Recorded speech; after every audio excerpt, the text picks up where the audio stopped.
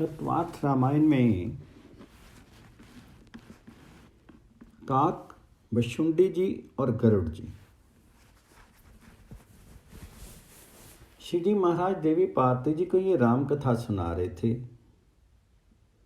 शिव जी ने कहा, देवी जिस कथा को काक बशुंडी जी ने गरुड़ जी को सुनाया था वही मैंने तुमको सुनाई है।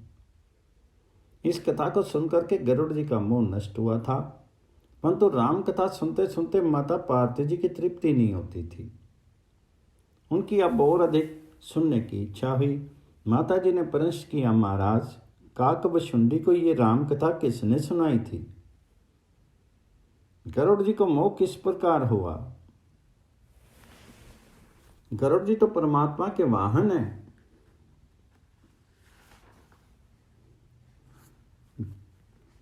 गरुड़ महाज्ञानी गुण राशि, हरि सेवक अति निकट निवासी।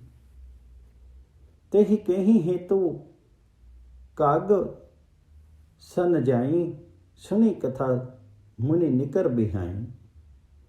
कहो कवन विधि भा संवादा, दो हरि भगत काग उर गाता। माता जी का प्रश्न सुन करके भगवान शंकर को आनंद हुआ।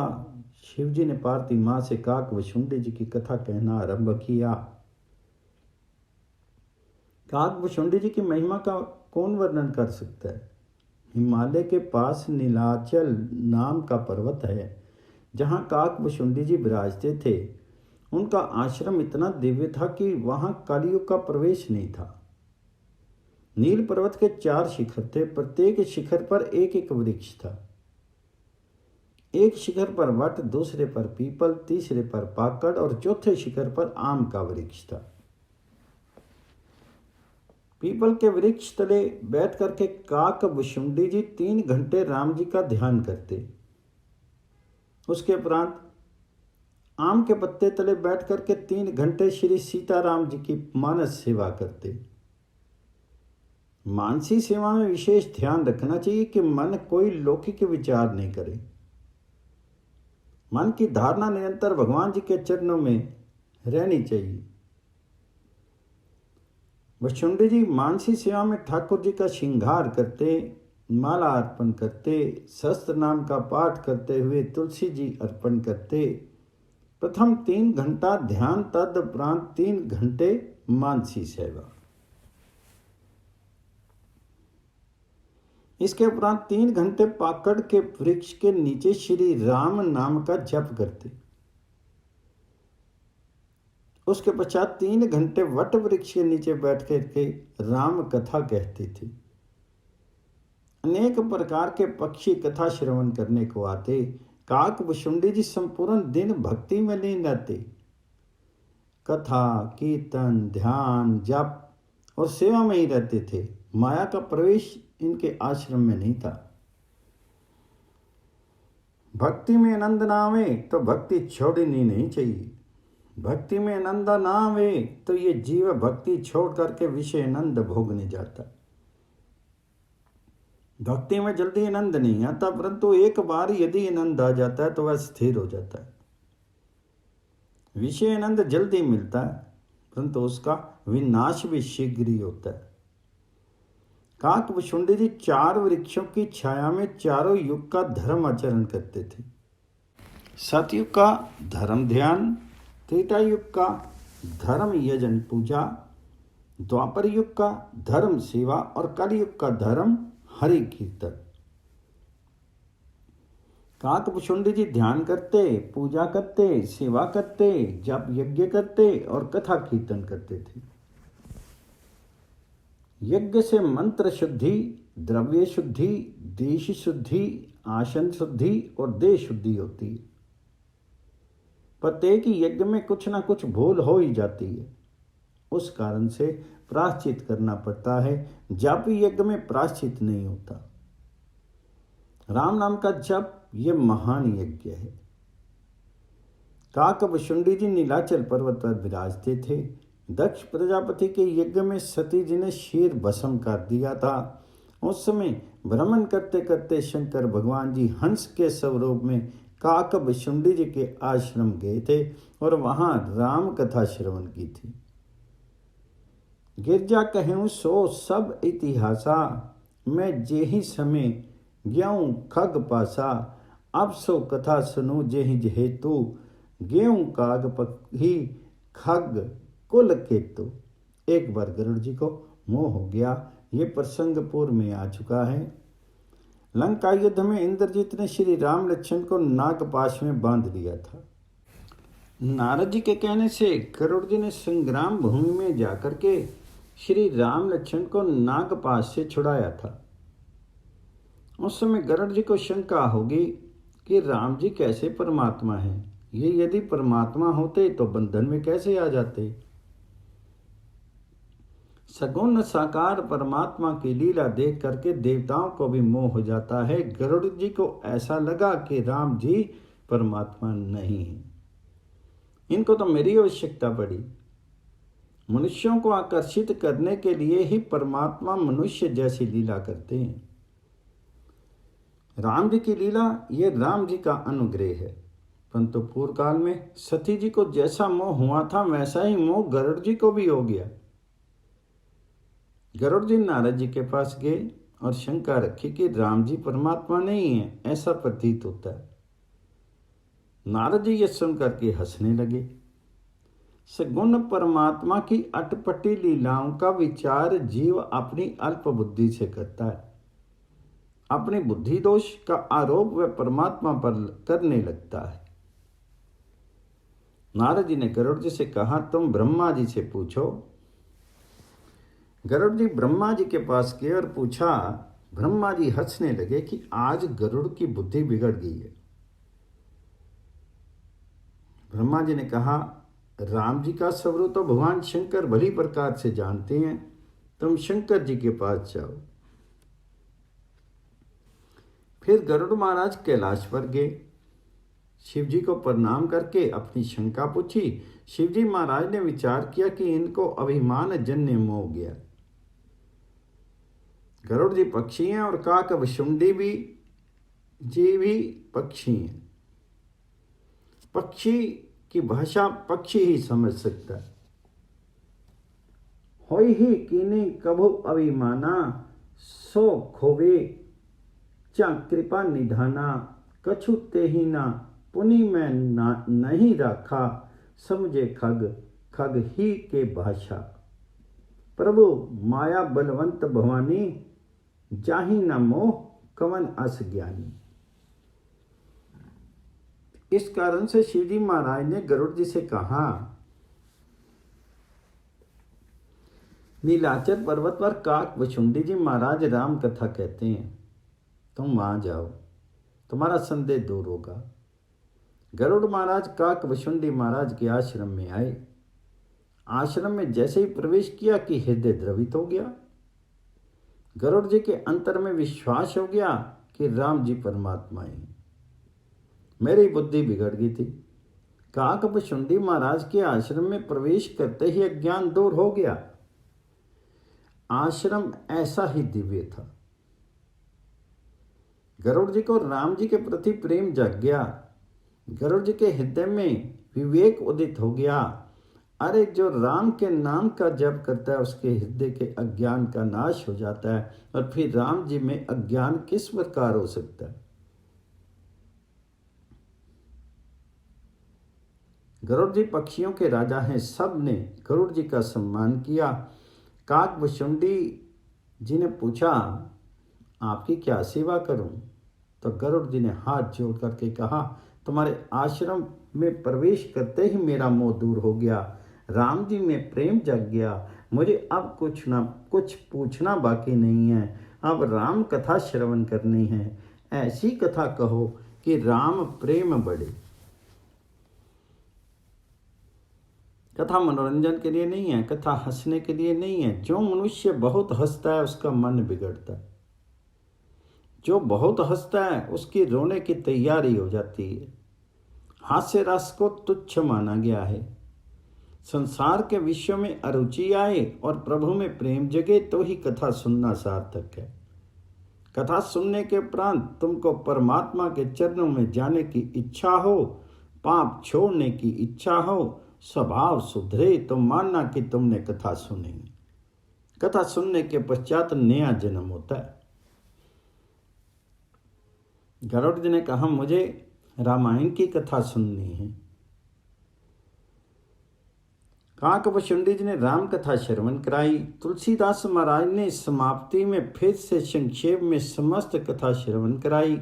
एक ही सिद्धांत को बुद्धि में बिठाने के लिए बारंबार कहना पड़ता है। भक्ति में पुनरुक्ति आवश्यक है। राम अवतार का कारण क्या है? जय विजय को शाप, संभव मनु और रानी शत्रुपा को वरदान, नारद जी द्वारा दिया गया शाप, ये समस्त साधारण कारण है। परमात्मा के अवतार का कारण परमात्मा की इच्छा है। परमात्मा स्वेच्छा से प्रकट होते हैं। दशरथ महाराज ने पुत्र कामेष्टि यज्ञ किया, पर शादी 22 रानियों को बांट दी। उससे 4 बालक हुए। बालक बड़े होने लगे। वशिष्ठ जी के यहाँ विद्या अध्ययन किया। राम जी में वैराग्य जागा। वशिष्ठ जी ने उपदेश किया, नया प्रारब्ध उत्पन्न ना हो इसके लिए सावधान रहने का ज्ञान दिया। मोक्ष मंदिर के 4 द्वार बतलाए। इसके उपरांत श्री राम लक्ष्मण ने विश्वामित्र जी के यज्ञ का रक्षण किया। जनकपुरी में राम जी ने धनुष्य भंग किया। श्री सीता जी के साथ विवाह हुआ। सीता जी के साथ अयोध्या में पधारे। कुछ समय के बाद दशरथ महाराज ने राम जी के राज्याभिषेक करने की तैयारी की। मंथरा के कुसंग से कैकेयी की बुद्धि बिगड़ी। जीवन में हल्के मनुष्य का संग नहीं करना। हल्का वह है जो शरीर और इंद्रियों के सुख में ही फंसा हुआ है, जिसको पाप का भय नहीं है, जो परमात्मा के साथ प्रेम नहीं करता। कैकेयी ने 2 वरदान मांगे, भरत को राज्य और राम जी को वनवास। राम जी वन में पधारे। दशरथ महाराज ने प्राण त्याग किए। भरत जी को ननिहाल में से बुलाया गया। भरत जी ने आकर के श्राद्ध आदि विधि की। भरत जी ने राज्य अस्वीकार कर दिया। राजा पुण्यशाली हो, जितेंद्रिय हो तो ही प्रजा सुखी रहती है। भरत जी के प्रेम का वर्णन कौन कर सकता है? चित्रकूट के पत्थर भी भरत जी के प्रेम को देख करके पिघल गए। राम जी और भरत जी का मिलन हुआ। राम जी ने पादुकाएं दी। भरत जी को राज्य करने की आज्ञा दी। भरत जी ने पादुकाएं अयोध्या की गद्दी पर पधराई। आज्ञा के अनुसार 14 वर्ष तक भरत जी ने राज्य भार वहन किया। भरत जी की भक्ति अलौकिक थी। संसार का सुख जिसको नीरस लगता है वह भक्ति कर सकता है। श्री राम नाम सुंदर है, राम जी का स्वरूप मंगल में है। श्री राम लक्ष्मण जानकी अनेक ऋषियों को कृतार्थ करते हुए पंचवटी पधारे। लक्ष्मण जी को राम गीता का उपदेश किया। छाया सीता को रावण उठा करके ले गया। रावण का जटायु के साथ युद्ध हुआ। राम जी ने जटायु का अग्नि संस्कार किया, उसका श्राद्ध किया, शबरी का उद्धार किया। हनुमान जी ने सुग्रीव के साथ राम जी की मित्रता सिद्ध कराई। इसके उपरांत हनुमान जी ने लंका दहन किया। राम जी ने वानर सेना सहित प्रयाण किया। समुद्र पर सेतु बंधन किया। लंका युद्ध में रावण का विनाश हुआ। राम जी, लक्ष्मण जी तथा सीता जी एवं वानर सेना सहित पुष्पक विमान से अयोध्या पधारे। वहां राम जी का राज्याभिषेक हुआ। सीता जी के साथ राम जी स्वर्ण सिंहासन पर विराजे। राम कथा सुनकर के गरुड़ जी को अत्यंत आनंद हुआ। राम कथा का एक एक अक्षर पापों को भस्म करने वाला है। गरुड़ जी ने कहा, मुझको मोह हुआ, ये अच्छा हुआ, राम कथा सुनने का मुझे परम लाभ मिला। काकभुशुंडी जी ने कहा, गरुड़ जी तुम तो प्रभु के लाडले हो, तुमको कभी मोह नहीं उत्पन्न हो सकता। ये तो समस्त श्री राम जी की लीला है। मेरे जैसों का मान बढ़ाने के लिए उन्होंने ये लीला की है। गरुड़ जी, ये संसार माया में है। इस संसार में जो आता है माया उसको कलंक लगाती है। माया भयंकर है। ऐसा कौन है जिसको एक बार भी कामदेव ने पागल ना किया हो? ऐसा कौन है जिसका एक बार भी क्रोध में हृदय ना जला हो? पुत्रेशना द्रव्येशना लोकेशना किसको मलिन मति नहीं बनाती? चिंता रूपी सर्पनी किसको नहीं डसती? काम क्रोध लाभ मत्सर ये सब माया के परिचारक हैं। ज्ञान को माया गिनती नहीं, बड़ों बड़ों को वह भुलावे में डालती है। ये माया राम जी की दासी है। जो राम जी की सेवा करते हैं उनको माया त्रास देती नहीं। माया स्त्री है, ज्ञान पुरुष है। ज्ञान को माया गांठती नहीं। ज्ञानी नाम महामाया प्रयच्छति, ज्ञानी नाम इति शब्देन भक्ता नाम व्यच्छेद। ज्ञानियों को माया सताती है, परंतु माया और भक्ति दोनों स्त्रियां हैं। स्त्री स्त्री पर मोहित नहीं होती, भक्ति माया से मोहित नहीं होती। माया भक्ति से डरती। जो भक्ति करता है माया उसको त्रास नहीं देती। कारण भक्ति राम जी को अति प्रिय है, जबकि माया राम जी की बिचारी दासी है। मोना नारी नारी के रूपा, पन गारी ये रीति अनूपा। माया भक्ति सुनो तुम दो, नारी वर्ग जानी सबको। पुनि रघुबीरी भक्ति प्यारी, माया खलु नर्तकी बिचारी। भक्ति ही सानुकूल रघुराया, ताते ते ही डरपति अति माया।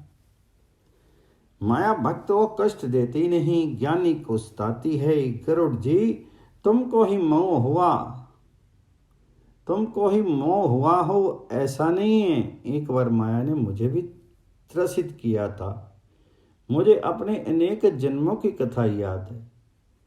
मेरे इष्ट देव बालक राम थे। इष्ट देव बालक रामा। बालक जल्दी राजी हो जाता है।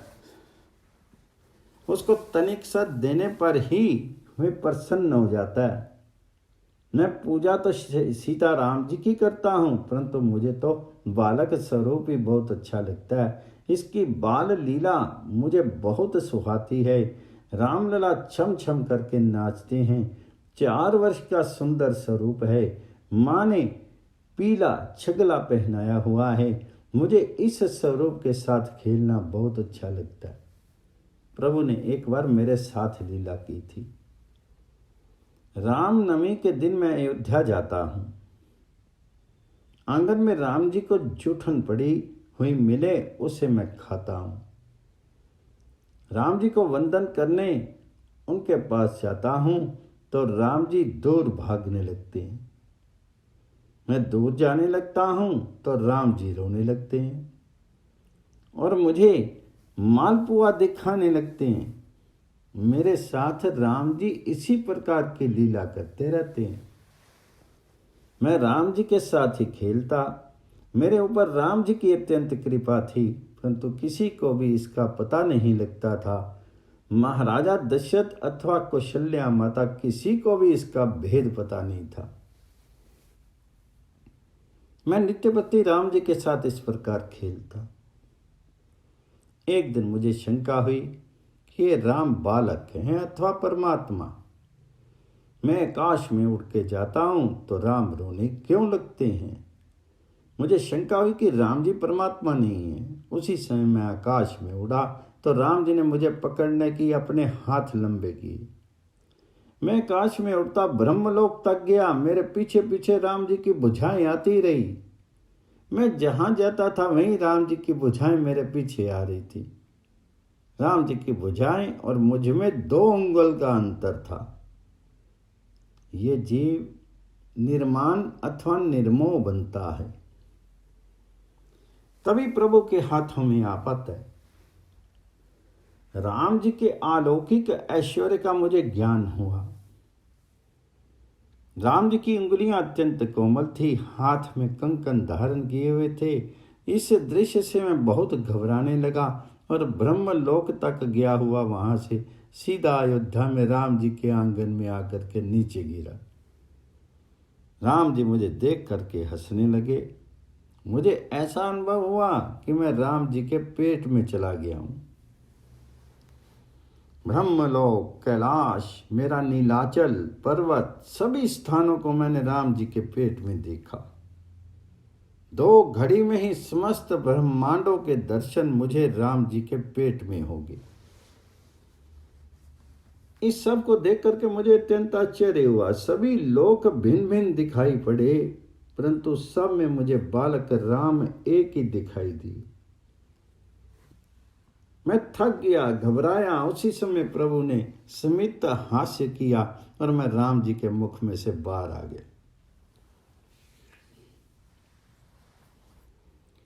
मैं उनके चरणों में गिर पड़ा। राम जी ने अपना हाथ मेरे मस्तक पर पधराया। मुझे अतिशय आनंद हुआ। उस आनंद का वर्णन करने की शक्ति सृष्टि के किसी शब्दों में नहीं है। प्रभु ने कहा, काकभुशुंडी जी, तुम मुझे बहुत प्रिय हो, तुम्हारी जो इच्छा वो मांग लो। ज्ञान विवेक वृत्ति विज्ञाना, मुनि दुर्लभ गुण जे जग जाना। आज देऊं सब संशय नाही, मांगो जो तो ही भाव मन माही। आज तुझे मुक्ति दे दूं, ब्रह्मलोक का राज्य दे दूं, ज्ञान वैराग्य आदि जो कुछ मांगे वह सभी देने को तैयार हूं। मैंने विचार किया, प्रभु ने सब कुछ देने को कहा, परंतु ऐसा नहीं कहा अनन्य भक्ति दे दूं। भक्ति रहित राम प्रेम रहित ज्ञान किस काम का। जिस ज्ञान में भक्ति नहीं, वह ज्ञान अंत काल में धोखा देता है। भक्ति के बिना सब कुछ व्यर्थ है। सभी सद्गुणों की जननी तो भक्ति ही है। जहां भक्ति है वहीं समस्त सद्गुण आते हैं। जहां भक्ति नहीं होती वहीं समस्त दुर्गुण आते हैं। मैंने राम जी से मांगा कि मुझे अनन्य भक्ति दीजिए। राम चरणों में मेरी प्रीति रहे। सीता राम चरण रति मोरे, अनुदिन बढ़ो अनुग्रह तोरे। राम जी ने मेरे मस्तक पर हाथ फेरे, बोले, तुम मेरे स्वरूप को अच्छी तरह जानता है, मेरे स्वभाव को भी जानता है। जो मेरे स्वरूप को ठीक ठीक जानता है वे भक्ति के अतिरिक्त और कुछ नहीं मांगते। भक्ति भगवान जी के लिए करो, भगवान से अन्य कुछ मांगना नहीं। भक्ति रहित ज्ञान व्यर्थ है।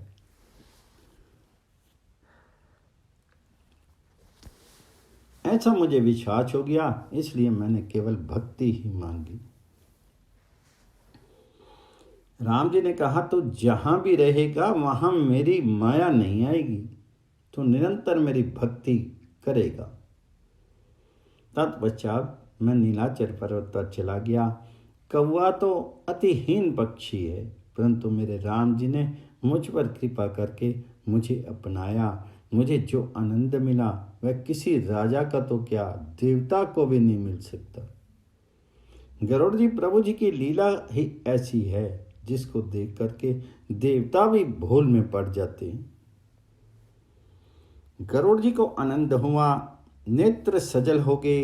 धन्य हैं आपको, आपके सत्संग से आज मैं भी धन्य हो गया। आप यदि आज्ञा करें तो मुझे कुछ प्रश्न करने की इच्छा है। महाराज, आप राम भक्त हो, महान ज्ञानी हो, समर्थ हो। भगवान शंकर आपकी प्रशंसा करते थे। आप ऐसे श्रेष्ठ हो, फिर भी आपको ये काग शरीर क्यों कर मिला है?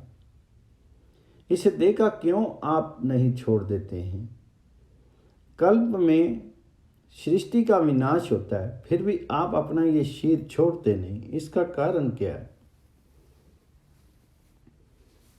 काकभुशुंडी जी ने कहा, अपने अनेक जन्मों की कथा मुझे याद है।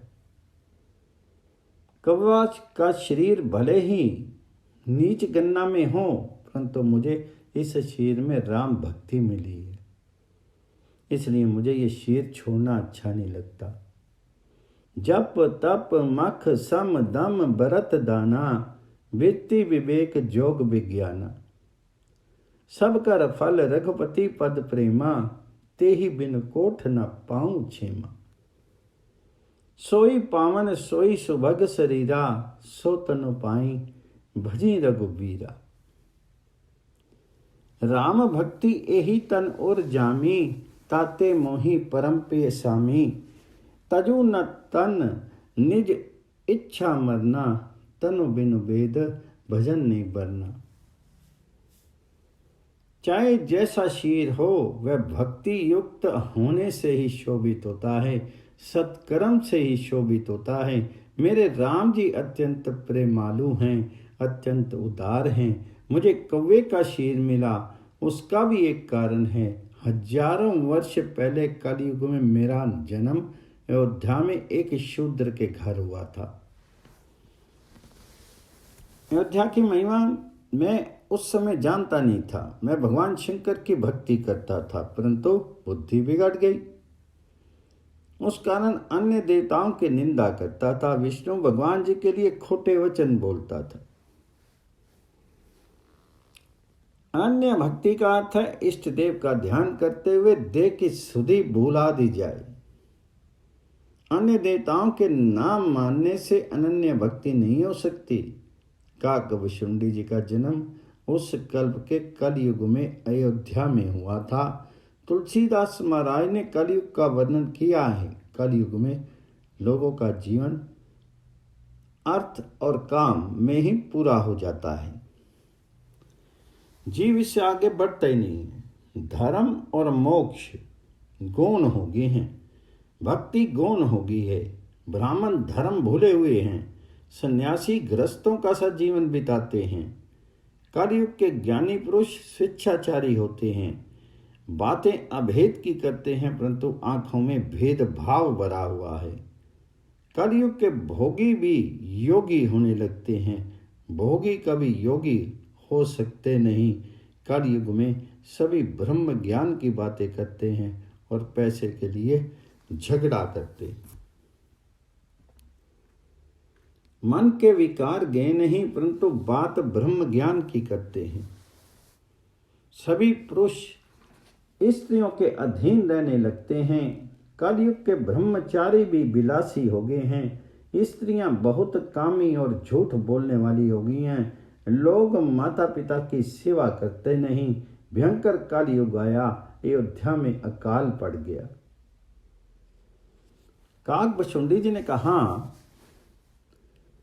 उस समय मैं अयोध्या छोड़ करके उज्जैनी चला गया। वहाँ एक ब्राह्मण से दीक्षा ली। व्यवसाय में अच्छा पैसा मिला। मुझे अभिमान हो गया। मुझे केवल शिवजी में ही प्रीति थी, अन्य देवताओं की निंदा करता रहता था। मेरे गुरुजी कहते थे कि शिवजी तो राम जी का जप किया करते हैं। शिव सेवा कर फल सुत सोई, अविरल भक्ति राम पद होई। रामी भजी तात शिव धाता, नर पावर के तिक बाता। जासु चरण अज शिव अनुरागी, तासु द्रो सुख चहि अभागी। मेरे मन में शिवजी ही सबसे श्रेष्ठ होने के कारण मैं गुरुदेव से वाद विवाद करता था। मैंने अनेक बार गुरुदेव का अपमान किया, परंतु गुरुदेव को कभी क्रोध नहीं आया।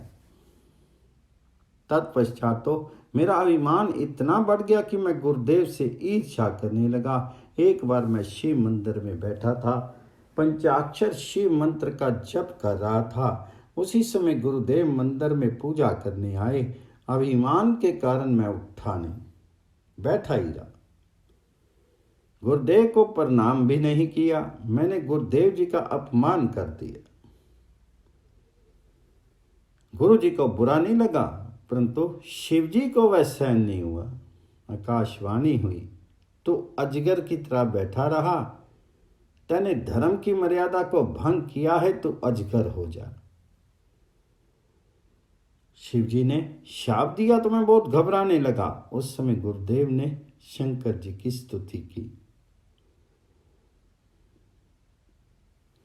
व्यापक ब्रह्म में शिव है। ये जीव अनन्य भाव से शिव की भक्ति ना करे, पूजा ना करे, जब तक उसे शिव जी की कृपा ना मिले तब तक जीव को ज्ञान भक्ति नहीं मिलती, योग नहीं प्राप्त होता, मोक्ष नहीं मिलता।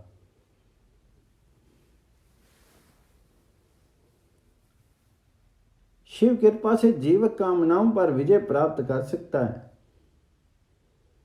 मेरे गुरुदेव ने भगवान शिव की अनेक प्रकार से स्तुति की। शिव जी महाराज प्रसन्न हो गए। मेरे गुरु जी से कहा, मांगो मांगो। गुरुदेव जी ने कहा, मैं सतत आपकी भक्ति करता हूँ, आपसे मैं अनन्य भक्ति का वरदान मांगता हूँ। दूसरे ये भी मांगता हूँ कि माया के प्रवाह में पड़ा जीव चाहे जैसा कहता फिरता है, चाहे जो कुछ करता है, कारण जीव दुष्ट है, कृतघ्नी है, आप श्रेष्ठ है, आप कृपा करो। मेरे शिष्य से भूल हुई इसकी बुद्धि में वैराग्य उदय हो, राम जी में प्रेम हो, इसका कल्याण हो, वही कीजिए। शिव जी ने कहा, ये दुष्ट है, अत्यंत दुखी होगा, 1000 बार अजगर बनेगा। मेरा शाप तो व्यर्थ हो नहीं सकता, परंतु तुम मांगते हो, इस कारण से ये देता हूं कि इसे जन्म मरण का दुख होगा नहीं। 1000 जन्मों के बाद अयोध्या में ब्राह्मण के घर इसका जन्म होगा, तब इसकी राम जी में प्रीति होगी। गरुड़ जी, मेरे 1000 जन्म हुए, अनेक देशों में भ्रमित रहा, परंतु अपने गुरुदेव की शांत मूर्ति में भूल नहीं सका। 1000 बार अजगर योनि में जन्म मिला, परंतु गुरुदेव की कृपा से जन्म मरण का कुछ भी दुख मुझे प्राप्त नहीं हुआ। 1000 जन्मों के पश्चात अयोध्या में एक ब्राह्मण के घर मेरा जन्म हुआ। जन्म से ही सीताराम जी में मेरा प्रेम था। बाल्यावस्था से ही मुझे भक्ति का रंग लग गया। मेरे मन में ऐसी भावना जागृत हुई कि अपने राम जी के दर्शन प्राप्त हों, अपने राम जी की भक्ति करूं। मेरे पिता ने मुझे पढ़ाने का बहुत प्रयत्न किया, परंतु मुझे पढ़ने लिखने से प्रेम नहीं होता था। प्रत्येक अक्षर में मुझे राम जी ही दिखाई देते थे। भक्ति का अर्थ है भगवान जी के स्वरूप में आसक्ति, अलौकिक रूप में आसक्ति, यही माया है। मैं बालक था तब से ही राम जी में मेरी आसक्ति थी। मैं पढ़ लिख नहीं सका। मन ते सगल बासन भागी, केवल रामचरण लय लागी। कहो खगेश अस कवन अभागी, खरी सेव सुरधेनु ही त्यागी। प्रेम मगन मोहि कछु न सुहाई, हारे पिता पढ़ाई पढ़ाई। मेरे माता पिता ने शीत त्याग किया, फिर तो मैं राम जी का हो लिया। आसक्ति का एक धागा था, वह भी टूट गया। फिर तो मैं ऋषियों के आश्रम में जाता था, निरंतर राम नाम का जप करता था, राम जी का ही ध्यान करता था। एक बार मेरु पर्वत पर गया, वहां लोमश ऋषि विराजते थे। लोमश ऋषि ने मेरा स्वागत किया। मैंने उससे निवेदन किया, आप मुझे राम जी की कथा सुनाइए। लोमश ऋषि ज्ञानी थे, थोड़ी सी राम कथा कहकर के फिर ब्रह्म ज्ञान की बात करने लगते। मुझे वह ठीक लगती नहीं थी, परंतु लोमश ऋषि ये ब्राह्मण ज्ञान का अधिकारी है, ऐसा समझ करके मुझे ब्रह्म ज्ञान का उपदेश करते थे।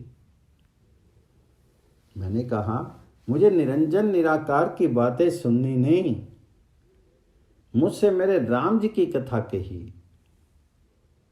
लोमश ऋषि के ब्रह्म ज्ञान का मैं खंडन करने लगा। ज्ञान की अपेक्षा भक्ति श्रेष्ठ है, इस प्रकार मैं उनसे वाद विवाद करने लगा। लोमश ऋषि को मेरी बात पर क्रोध आ गया।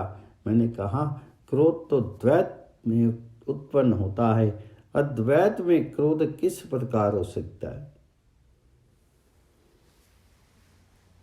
आप बात तो अद्वैत की करते हैं, परंतु तुम्हारे रोम रोम में द्वैत भरा हुआ है। आप राम जी की कथा कहो, राम जी के साथ प्रेम करो, आपका हृदय पिघलेगा। उस समय ऋषि का क्रोध बढ़ गया, उन्होंने शाप दे दिया, तो कौवे की तरह बोलता है तो कौवा हो जा।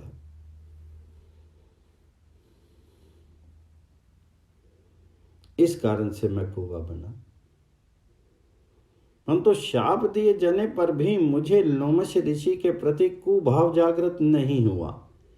मेरे राम लोमश ऋषि में भी हैं। मेरा कल्याण करने के लिए मेरे राम जी ने ऐसा किया है, ऐसा ही भाव मेरे मन में रहा। मैंने ऋषि को प्रणाम किया और कहा, भले ही मैं कौवा हो जाऊं, परंतु मेरी भक्ति राम जी में ही रहे, ऐसी कृपा कीजिए। मुझे राम जी की कथा सुनाइए, मुझे राम जी का दर्शन हो सके, ऐसा उपाय समझाइए। ऋषि का हृदय पिघल गया। उन्होंने सोचा, मैंने इसे शाप दिया, उस पर भी यह मुझे प्रणाम कर रहा है। भक्ति बिना ज्ञान में स्थिरता नहीं आती। लोमश ऋषि को पश्चाताप हुआ कि मैं अद्वैत की बात करता हूं, परंतु फिर भी मुझे क्रोध आ गया। धन्य है ये जीव। ऋषि ने मुझे राम मंत्र की दीक्षा दी और मुझे राम कथा सुनाई।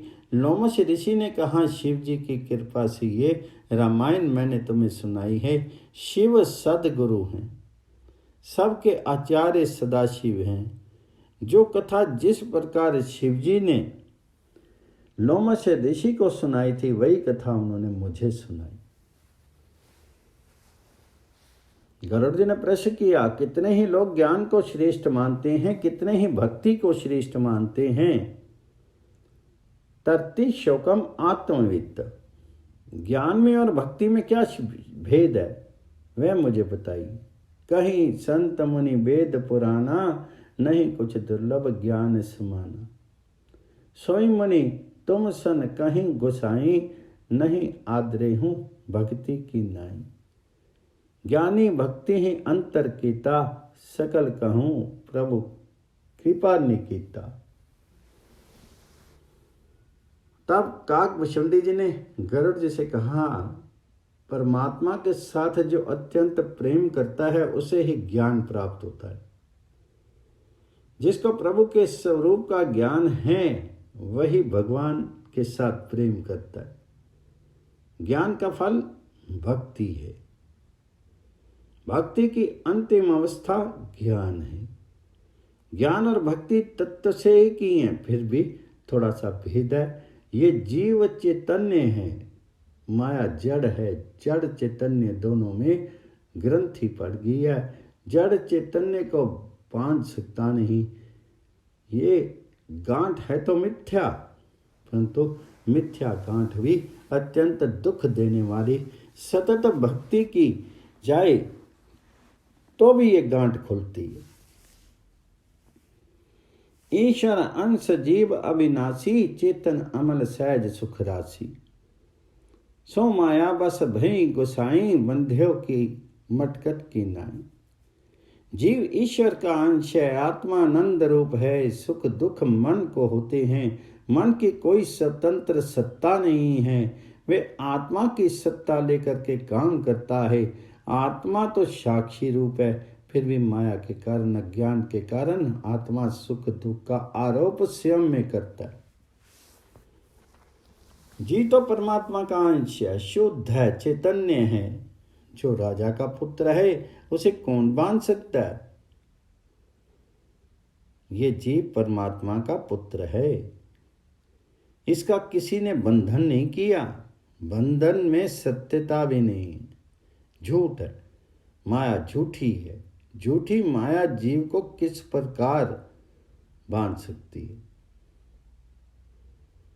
जीव को किसी ने बांधा नहीं, ये अज्ञान से ही ऐसा समझता है कि मैं बद्ध हूं। तुलसीदास महाराज ने बंदर और तोते का दृष्टांत दिया। शिकारी लोग तोता और बंदर को पकड़ने की युक्ति करते हैं। तोते को पकड़ने के लिए वे जमीन में थोड़ी दूरी के अंतर से खूंटियां गाड़ते हैं और जमीन से थोड़ी ऊंचाई पर इन दोनों खूंटियों के बीच तार बांध देते हैं।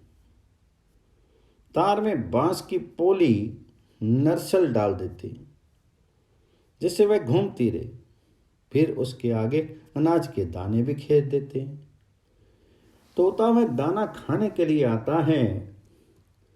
स्वाभाविक रीति से वह ऊंचाई पर बैठने के लिए तार में डोरी डाली हुई पंगोली के ऊपर जाकर के बैठता है।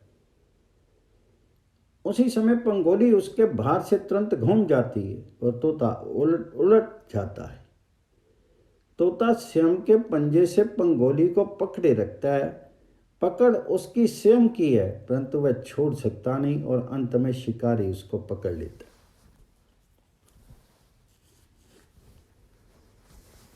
बंदर भी उसी तरह से पकड़ लिया जाता है।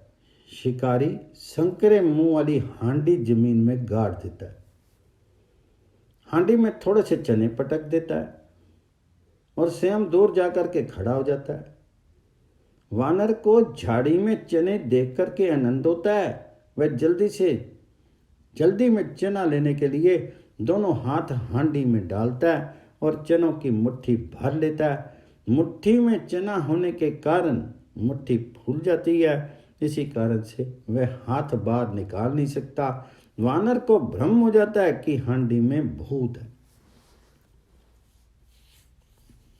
जिसने अंदर से उसका हाथ पकड़ रखा है।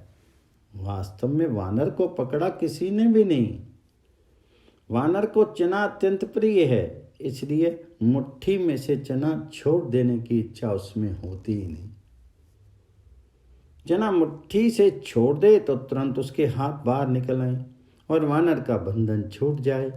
वानर अपने हाथों ही बंधन में पड़ा है, फिर भी ऐसा मानता है किसी ने उसके हाथ पकड़ रखे। इस प्रकार यह संसार भी एक हांडी के समान है।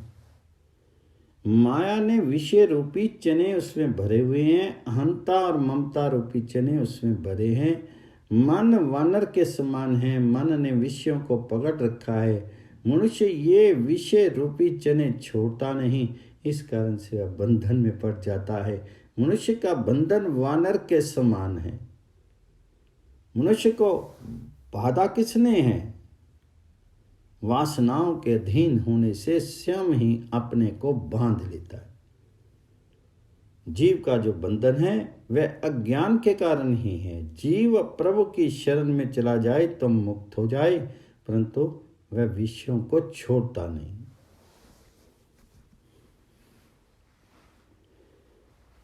मनुष्य वाणी में जितना चतुर है उतना आचरण में नहीं।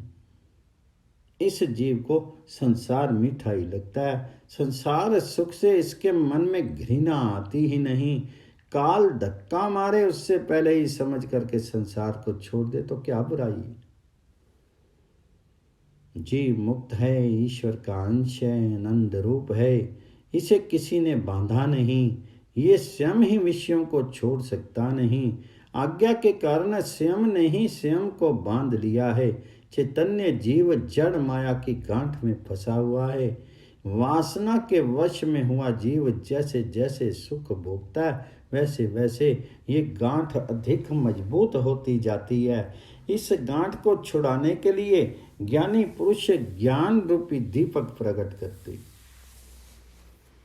और उसके प्रकाश में इस सूक्ष्म गांठ को छुड़ाते हैं। अत्यंत परिश्रम करने के उपरांत ज्ञान रूपी दीपक प्रकट हो पाता है। सात्विक श्रद्धा यही गाय है। इस गाय को जप तप सधाई सत्कर्म रूपी घास चरानी होती है। भाव रूपी बछड़ा गाय को लगे तब दूध निकाल पाता है। विश्वास रूपी पात्र में शुद्ध मन रूपी ग्वाला इस गाय का दोहन करता है। निवृत्ति रूपी रस्सी में गाय के पैर बांधे जाते हैं। इस धर्म में दूध को निष्कामता रूपी अग्नि में तपाया जाता है। संतोष रूपी पवन से इसे ठंडा करना होता है। धैर्य रूपी जामन दूध में डाल करके दही जमाया जाता है। सद्विचार रूपी रई से और प्रसन्नता रूपी रस्सी से इसका मंथन करना होता है। चाहे कुछ भी हो, मन की शांति कभी भंग ना हो। मन को प्रसन्न और शांत रखना आवश्यक है। इस प्रकार मंथन करके माखन निकाला जाए। किए हुए कर्म ही लकड़ी है। इसको जला करके योग अग्नि प्रकट करके इस माखन को गर्म किया जाए। सब कुछ भगवान जी के अर्पण किया जाए। माखन गर्म करने के पश्चात ममता रूपी छाछ उसमें से अलग कर दी जाए। तब ज्ञान वैराग्य रूपी घी हृदय रूपी दीवट में रख करके सत रज तम 3 गुण की बना करके उससे ज्ञान ज्योति प्रकट करके इस दीपक को प्रज्वलित किया जाता है। मैं शरीर नहीं हूँ, प्राण नहीं हूँ, मन नहीं हूँ, मैं चैतन्य आत्मा हूँ, ब्रह्म हूँ। इस प्रकार अनुसंधान रख करके ये ज्योति प्रकट की जाती है। इसके प्रकाश में ये सूक्ष्म गांठ खोली जाए। जड़ शरीर से चेतन आत्मा पृथक हो तभी छूट पाती है, परंतु माया उस समय अनेक विघ्न उपस्थित करती। तब सोई बुद्धि पाई उजियारा, और ग्रह बैठी ग्रंथि नेवारा। छोरन ग्रंथि पांव सो जाई, तब ये जीव की दात होई। छोरत ग्रंथि जानी खग गया राया, विघ्न अनेक करई तब माया। विषय रूपी पान छोड़ती है और दीपक को बुझा देती। दीपक बुझ जाने पर जड़ चेतन की गांठ छूट पाती नहीं। ज्ञान की बात समझ में आनी कठिन है। कदाचित समझ में ना आए तो अनुभव करना कठिन है। अंतकाल में यह अनुभव ठहर पाता नहीं। शीर बिगड़ने के बाद ज्ञान में स्थिर रहना कठिन है। अपने ऋषियों ने लिखा है कि पूर्ण वैराग्य होने पर ही ज्ञान टिक पाता है। जो जितेंद्रिय है, जिसके जीवन में पूर्ण वैराग्य है, वही ज्ञान को पचा सकता है। वैराग्य के बिना ज्ञान पचता नहीं। ज्ञान मार्ग अत्यंत दुस्साध्य है। इसमें पतन हो जाने की अधिक संभावनाएं हैं। भक्ति ये चिंतामणि है। ये ऐसा प्रकाश है जिसमें दीवट बत्ती घी आदि की कुछ भी आवश्यकता नहीं। रत्न रूपी प्रकाश में किसी की जरूरत होती नहीं। भक्ति रूपी रत्न दीप जिसके हृदय को प्रकाशित करता है। मैं राम जी का सेवक हूँ, ऐसी भावना से ही जो निरंतर भक्ति करता है उसकी बुद्धि को सतत प्रकाश मिलता है। चतर सिरोमणि तेई जग माही, जे मणि लागी सुजतन कराही। सोमन ही जतपि प्रगट जग अही, राम कृपा बिनु नहीं कोई लही। सुगम उपाय पाइबे केरे, नर हत भाग्य देहि भट मेरे। कलयुग का मनुष्य स्वार्थी, कामी और विलासी है। ये व्यसनों में फैला हुआ है, मंद बुद्धि वाला है। लोग ऐसा समझते हैं कि हम बहुत बुद्धिमान हैं, परंतु ऋषियों ने ऐसा वर्णन किया है कि कलयुग का मनुष्य मंद बुद्धि वाला है। जिस काम को करने की आवश्यकता है उसे करता नहीं, एवं जिसको करने की आवश्यकता नहीं उसे करता है। भगवत सेवा पूजा करने की बहुत आवश्यकता है, परंतु भक्ति करता नहीं। ये अभागा है। इसको मंद बुद्धि वाला कहा गया है। व्यवहार का काम करने में ये अत्यंत सावधान रहता है, एकाग्र चित्त से करता है। माता लोग रसोई बनाने में अत्यंत सावधान रहती हैं। दाल में नमक कम या ज्यादा ना पड़ जाए। मनुष्य नोट गिनने बैठे उस समय बिल्कुल एकाग्रचित होता है, परंतु माला जपने बैठे उस समय चित्त एकाग्र ठहरता नहीं। भोगे हुए सुख का चिंतन करने से मन बहुत बिगड़ता है। बिगड़ते हुए मन को सुधारने का एक ही उपाय है, श्री राम नाम।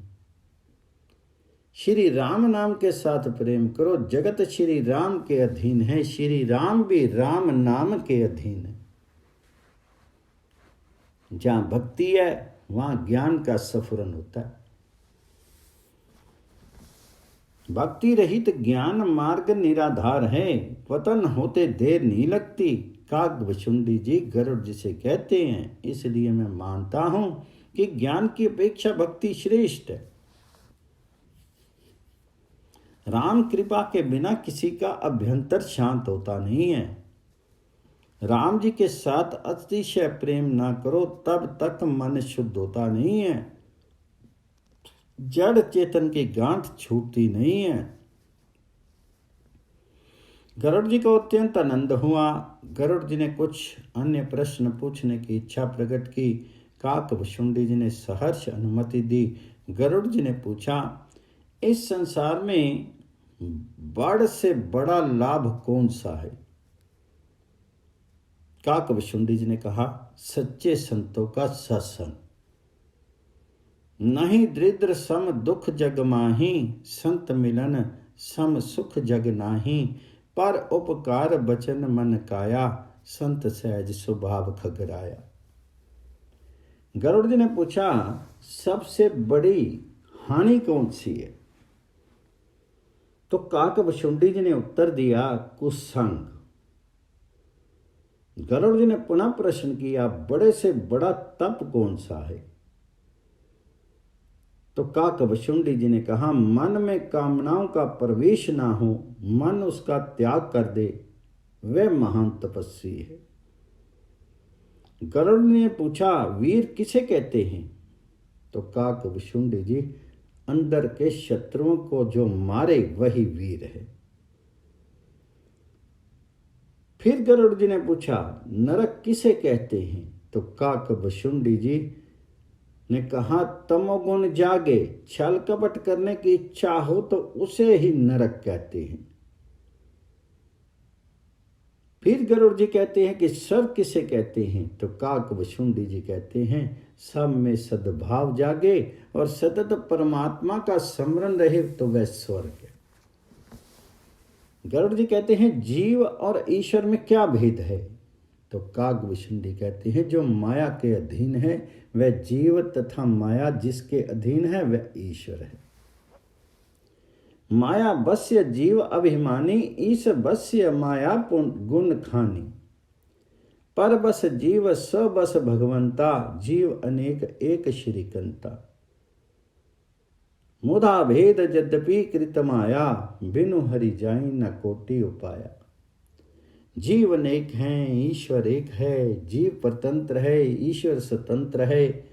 माया के द्वारा खड़ा किया गया ये भेद यद्यपि मिथ्या है, तथापि परमात्मा की कृपा बिना करोड़ों उपायों द्वारा भी दूर नहीं होता है। गरुड़ जी का संशय दूर हो गया। गरुड़ जी का राम जी में प्रेम उत्पन्न हो गया। राम जी देव नहीं, सब देवों के देव आदि नारायण परमात्मा हैं, उनको ये विश्वास हो गया। तुलसीदास महाराज का उत्तर कांड बहुत सुंदर है। उसमें उन्होंने सभी शास्त्रों का सार भर दिया है। श्री रामचरितमानस को 1-2 बार नहीं 10-15 बार पढ़ना चाहिए। अंदर के राक्षस मरे तो जीवन का उत्तर कांड सुधरता है, मुक्ति मिलती है। तन मरने से मुक्ति नहीं, जिसका मन मरता है उसे मुक्ति मिलती। तन बदल जाता है, मन बदलता नहीं। मरने के बाद भी मन साफ रहता है, इसलिए मन की पूरी चौकसी रखो। तन की संभाल रखता है वह संसारी, मन की संभाल रखे वह संत। सेवा समरण ही जीवन का लक्ष्य रखो। सेवा में अपने मन को पिरोए रखना, इसी को सेवा कहते हैं। श्री राम सेवा बिना जीवन सफल नहीं होता। सियावर रामचंद्र की जय।